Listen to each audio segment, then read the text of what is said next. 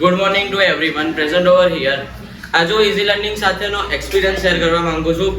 આટલા 3 વર્ષથી હું અહીંયા ઇઝી લર્નિંગમાં આવતો છું, પણ એક બી દિવસ એવું લાગ્યું નહીં કે આ ટ્યુશન હોય. એવું લાગે કે એક ઘર જેવું હોય. દોસ્તારો સાથે મજા આવે.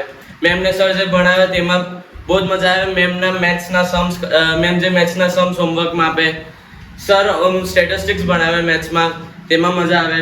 ટેબલ ડ્રો નહીં કરેલા તેના કરેક્ટ આન્સર હોય તો બી 0 માર્ક્સ આવે.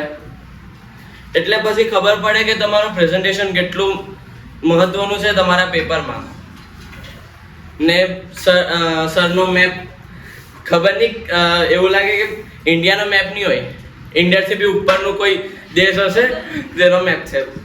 અને સરના ટ્રેનિંગ લે, રિમાન્ડ સેશન્સ બધામાં મજા આવે. પણ બીજા કોઈના રિમાન્ડ સેશન્સ લેતા હોય ત્યારે હસવાની જે મજા આવે. પછી મેં એમનો 1947 નો ડાયલોગ. પછી સર જ્યારે એસએસ ભણાવે, હિસ્ટ્રી છે, હિસ્ટ્રીમાં તો એવું લાગે કે આપણે આજુબાજુની જેમ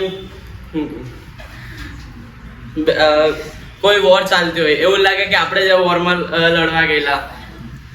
સાયન્સ જ્યારે મેમ ભણાવે ત્યારે એવું લાગે કે સાયન્સના જેમ ઓર્ગન્સ, હ્યુમન્સના ઓર્ગન્સ આવે તે આપણી સામે ઇમેજિન કરી શકીએ.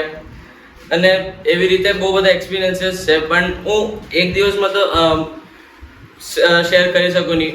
એક દિવસ હું 1 મહિના બી થઈ જાય ને તો બી મેં એને શેર નહીં કરી શકું. Thank you.